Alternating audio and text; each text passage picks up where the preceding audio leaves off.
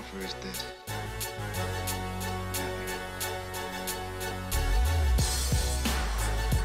That's what I love about these high school girls, man. I get older, they stay the same age.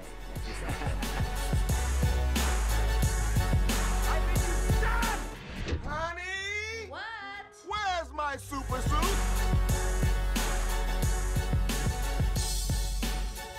Assemble.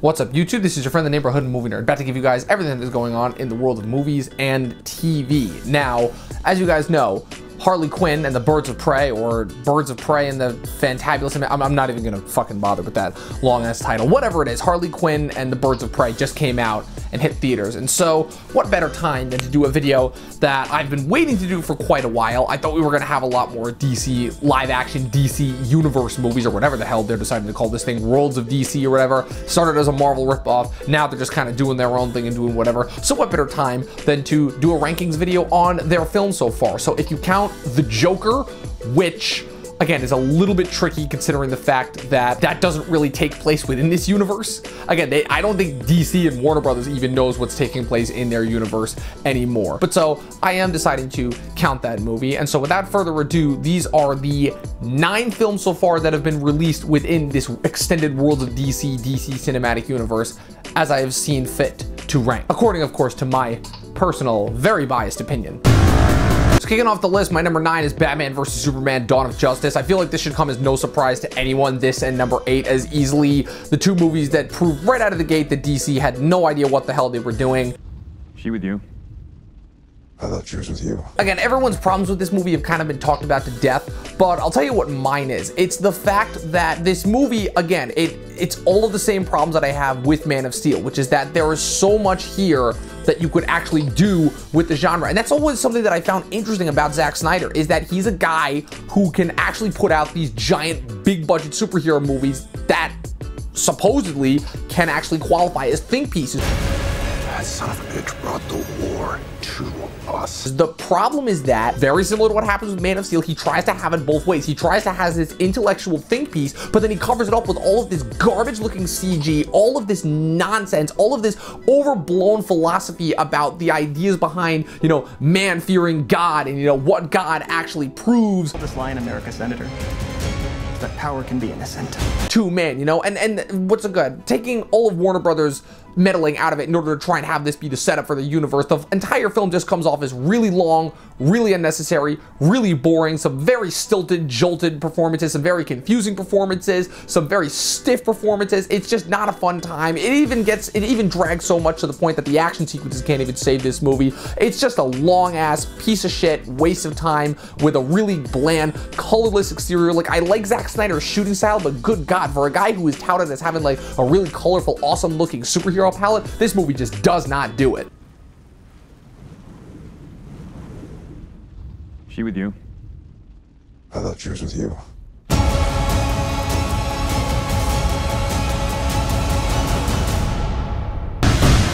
Number 8 is Suicide Squad. Again, barely makes its way above Batman vs. Superman. Like, barely.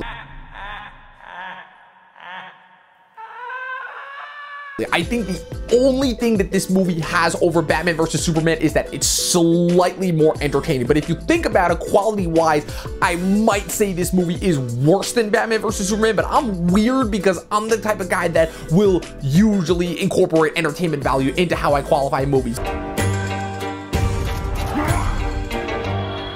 I want to build a team of some very bad people who I think can do some good. If Batman vs. Superman was DC's ripoff of Civil War, then this was their attempt, their very poor attempt at Guardians of the Galaxy, literally to the point where this movie, they put this in perspective, this movie failed so badly that they actually had to have James Gunn himself come in to direct the sequel. That's how bad this movie was. I'm known to be quite vexing. I'm just forewarning you. You die. Besides, again, another gross looking movie, terribly qualified characters. Yeah, the characters are entertaining, but they feel more like types than actual characters. The only people in this movie that are given anything remotely interesting to do are Will Smith, Margot Robbie, and Jai Courtney. And even then, it's a situation where you can tell where it's just more so the actors trying to put as much personality into these very poorly written type characters that you see here.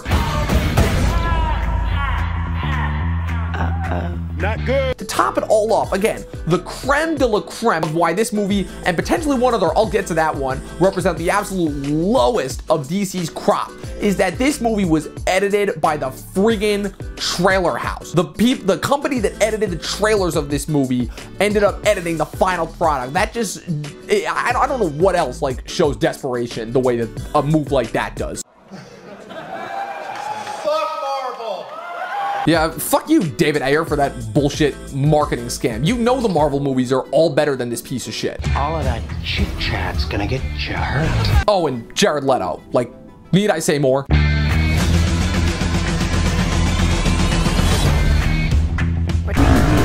Number 7 is Justice League. Again, hopefully the last of the bad batch of DC movies, at the very least, like the really, really bad batch that we've gotten. I still stand by the opinion that we have not gotten a great DC movie yet within this extended universe. We've gotten, I think, a lot of good ones, a few steps in the right direction, but still really no great ones. And this one, it's a little bit of a Dark Phoenix situation where the first time I saw it, again, I was just so pissed off by the previous shit that we've gotten from this, that with this one, I just wanted something to enjoy. And I did enjoy what I got the first time. But again, it's one of those movies where you revisit it and you're like, oh wow, this is not at all what I thought it was, because it's like because of the problem is that I didn't notice kind of the very distinct shooting style between like Zack Snyder's shooting styles and Joss Whedon's dialogue. And upon revisiting this movie, good God, those two do not like mesh together at all. Oh, awesome. As a bat signal, that's your, oh, sorry. That's your signal. Because the thing about Snyder is, again, going back to Batman vs. Superman, he has a very, very distinct shooting style and lighting style. And the problem is that when you take away from that even a little bit, it really takes away from kind of the iconic look that these characters have. Like if you look at Batman and the way and Ben Affleck as Batman and the way he moves in Batman vs. Superman, like it really is a spectacle to behold. But here, he just looks like a 40-year-old that's like a little bit past his prime in a really terrible, shitty looking Batman suit. The color grading is even worse here than I think it was in Batman vs. Superman, with that god-awful looking red color palette for the entire third act. Characters that have the potential to be really cool, but end up fading away into these really stock types, wasting a lot of good actors. Ride ain't over yet. And ultimately, the movie, I don't even want to say this comes off as like a shittier version of the Avengers, because this lacks all of the heart and the charm that made the Avengers great. Yeah, the Avengers was a typical formula, but what made that movie is its characters and the love and attention put into the detail for that, even if the shooting wasn't exactly that dynamic. But this movie, good God.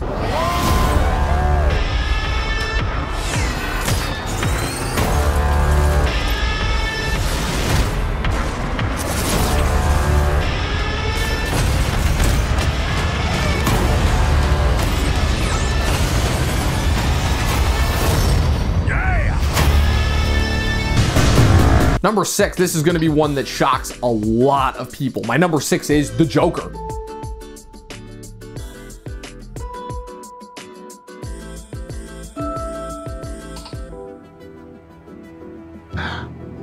Or Joker, whatever you want to call it. Stop bothering my kid.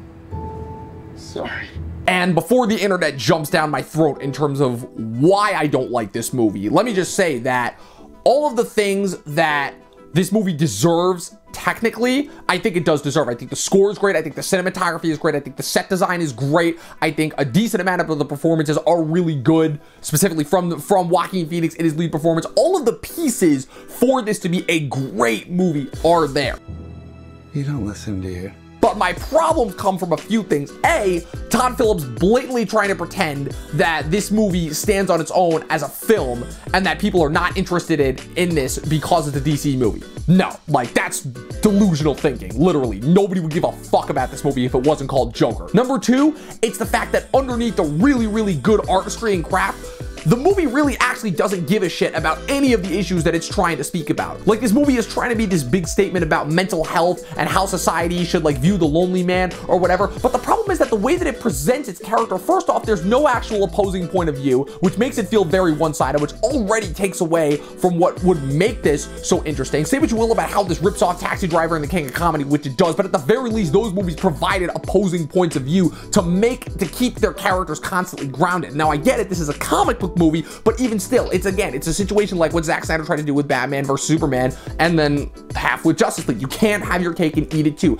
Either stick to your roots and make it a full-on real-world think piece the way that Logan did, or make it a full-blown comic book movie, but you can't have it kind of this in-the-middle kind of both ways kind of thing, and that ended up making this film really distracting and also kind of boring too. One's laughing now.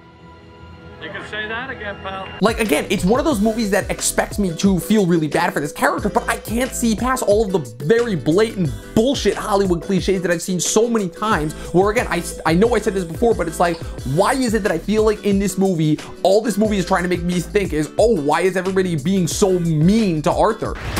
You just ask the same questions every week. And that would be fine. I get that that's the point of this movie, but when it makes me feel like I have to ask that like a 3-year-old, that pisses me off, because I don't like when movies talk down to me like that. For my whole life, I didn't know if I even really existed. In conclusion, why I don't like this movie, because it tries to play both sides of the fence. Either be that really good think piece movie that you want to be, or be a comic book movie. But this kind of in the middle halfway shit, I'm sorry, I don't think Todd Phillips is a talented enough filmmaker yet to really make that work. I think he has potential. I think he really showed it with War Dogs, but I don't think this was the movie for him to do it. And it really makes for an unenjoyable experience.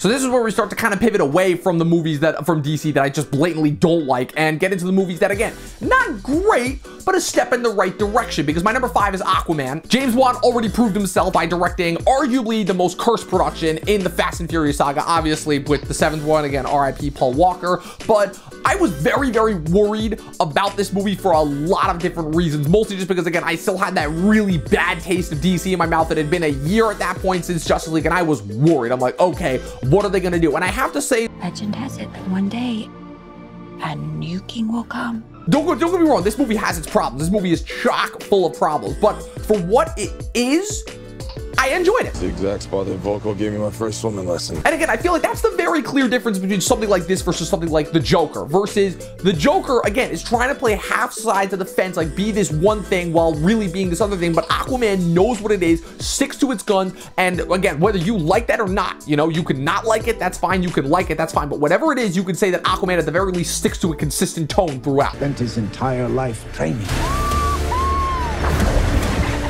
Is Jason Momoa the perfect Aquaman? I don't necessarily think so, but considering this is a character that most people laughed at for the majority of this character's run, for him being, you know, the kind of the radicalized version, again, not quite the regal character that we saw in the Justice League cartoon back in the early 2000s, and again, he probably brings a little bit too much of his personality into it, but Momoa, I feel like, nailed all the beats that this character needed to do. I think he is still improving as an actor. There's a reason why they had him speak very little in Game of Thrones.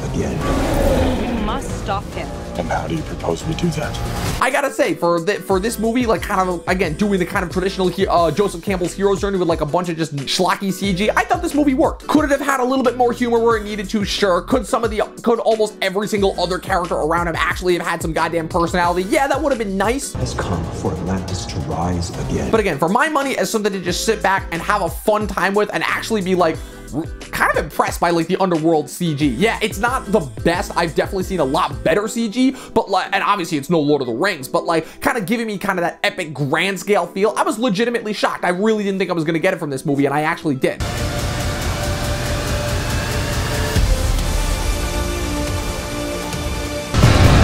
Number 4 is Shazam. Again, continuing what Aquaman did so well, which is kind of not really being the typical traditional superhero movie. That, I feel like that's what I should specify, is that what I've liked about pretty much every single movie that I've gotten past Justice League in this DC verse, with the exception of the Joker, which is that Shazam. Wait, for real? Okay. They're not really trying to do superhero movies when you think about it, which I actually really enjoy because there is something to be said about that, where they're not exactly super deconstructive, I would say, but they are trying to add a little bit something more to these characters and not just have them go through like the typical superhero struggle. And that's all, it's what I enjoyed about Aquaman, and that's what I enjoy here about Shazam. This is proof of authenticity. Super straight. Where at first, again, very similar to Aquaman, I thought I was gonna hate this movie when it first started off. It has this very hokey, campy feel. I'm not sure what to expect going in, but as time goes on, I realized that, again, it's a cutesy family film disguised as a superhero movie. And if you look past kind of that surface level stuff, and don't get me wrong, there's a lot of surface level stuff to get past, there's actually a really endearing and warm heart to be found in this movie. They did the opposite of what a superhero is supposed to do. Again, it's all themes and kind of ideas that you've seen before. Again, the idea of learning to be less selfish in an environment that gives him every excuse to be a shitty person. But I really actually do think that the character of Billy Batson has a lot going for him. And even though it does get a little bit generic and cheap and kind of doesn't go all the way with its themes, I think the idea of connecting with a family overall, this movie really does actually have something for everyone. Fun for the whole family, if you will. But so yeah, the effects aren't the best. It's not, for the movie that I thought it was gonna be, I definitely didn't exactly get that. I thought it was gonna be a much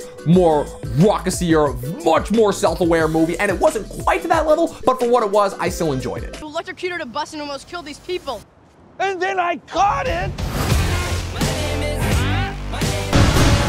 Number 3 is Man of Steel, and the thing that probably impresses me the most about this movie is looking at all of the hurdles and all of the hardships that DC has gone through, and quite possibly almost kind of like this impossible task that this movie had to overcome, especially given how much I hated this movie the first time I saw it. Looking back, this movie really does actually have a lot that you can enjoy.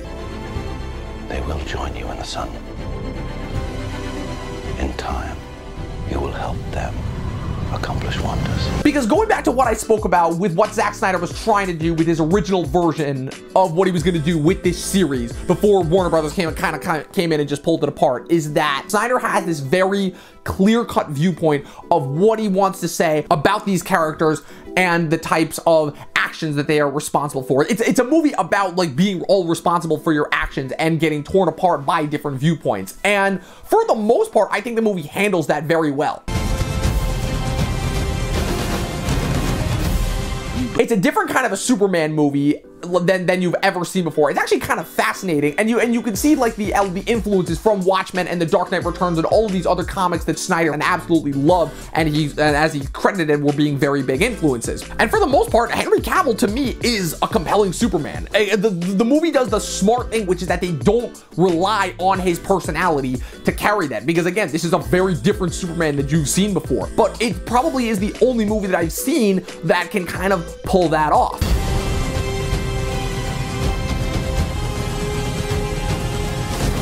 I think this movie's two biggest hurdles and biggest problems that still don't hold up. One, the third act I feel like is a complete total nightmare. Whereas Batman vs. Superman, the inconsistent tone was all over the place. At the very least with this movie, it's the first 2/3 are pretty consistent with what the movie is trying to say, versus the third act just turns into a gigantic CG, like Dragon Ball Z Matrix Revolutions-esque nightmare. And the problems with this movie, I feel like, are all problems that can be attributed to the entirety of the first half of DC's escapades with its cinematic universe, which is that it's trying to be deconstructive while at the same time trying to be this big grandiose superhero spectacle, and you really can't have that both ways. It's kind of the same reason why the third act of Watchmen doesn't work. I would say more so in the comics why it doesn't work, because again, you have this super deconstructive superhero piece, and then the third act is this just giant, overly bombastic spectacle, and it really creates a very drastic tonal divide. But what can I say? For the deconstructive elements of Man of Steel, it worked, and those are still the parts that really, really make me enjoy that movie.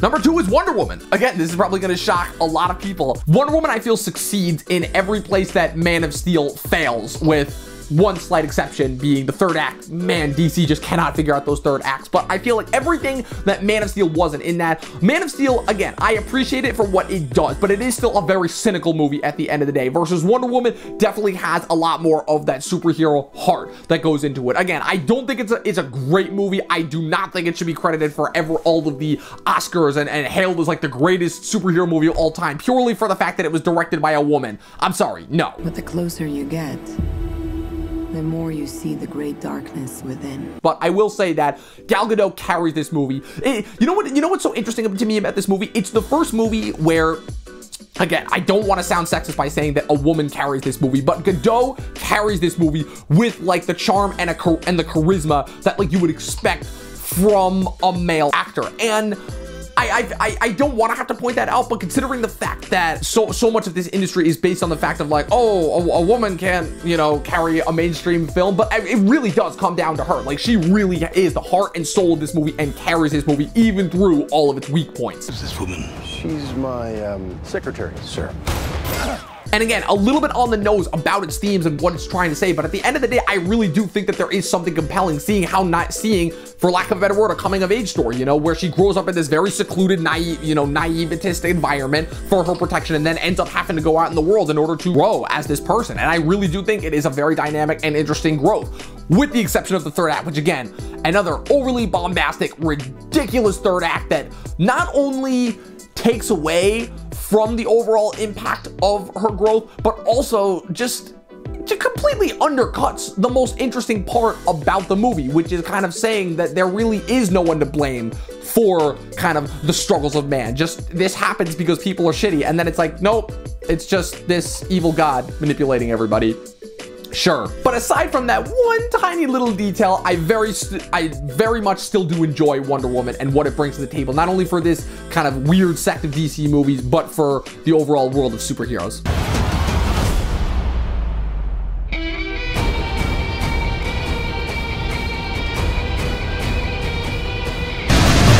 And my number one, that's right, it's Birds of Prey and the fantabulous emancipation of one Harley Quinn, or in this case, as finally being retitled very smartly by the studio, Harley Quinn and the Birds of Prey, because that's what this movie really is. I'm sorry, that's not a spoiler, like you could pick it up from the trailer. This is very clearly a Harley Quinn movie with the Birds of Prey as supporting characters. Again, so I'll tell you why this is my number one favorite movie and why this movie, I feel like kind of, again, it doesn't necessarily fix some of the problems that I've had with a lot of these other DC movies. But what I think this movie does much better than every single other DC movies, even Man of Steel and Wonder Woman, is that this is the first movie that I've seen in this DC universe that feels like a movie about its lead character. Fierce goddess within.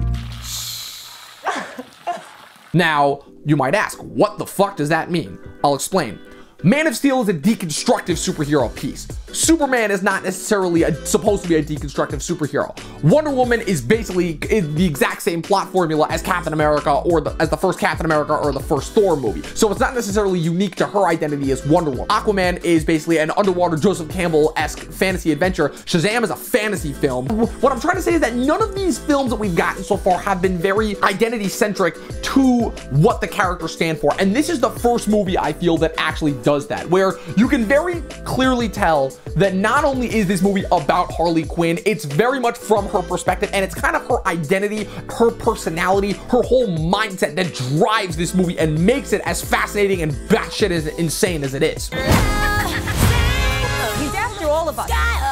It's the first DC film to me that actually, I don't want to say tries with its main character, but really tries to, like, again, kind of take everything that has been working for DC these past couple of movies and really put in front and center. Where, again, literally the only problem that I have with this movie is that this movie can't really decide how it wants to incorporate the supporting characters, because the problem here is not necessarily that it has a bad third act. I actually think the third act is the best part about this movie, contrary to the previous examples. The problem is that the movie can't really decide how it wants to utilize the Birds of Prey, because for the most part, it is very focused on Harley Quinn, and it kind of sprinkles in these other characters as they're tied to her, but I don't think it does it very well. And and by the time the third act rolls around, it's almost kind of like, oh yeah, we're an ensemble piece just because we're required to be.